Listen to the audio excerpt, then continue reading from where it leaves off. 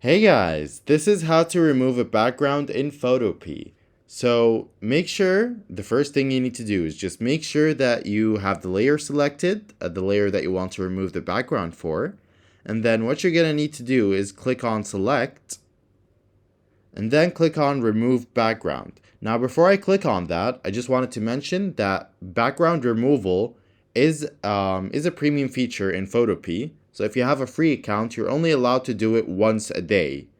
And then if you wanted to do it more than one time, you're gonna either have to buy the premium plan or watch an advertisement. So I'll just do that for now.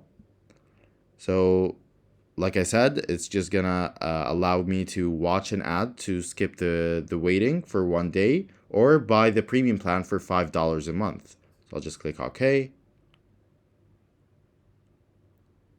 I'll just wait for 5 seconds. Then I'll just click on this X right here.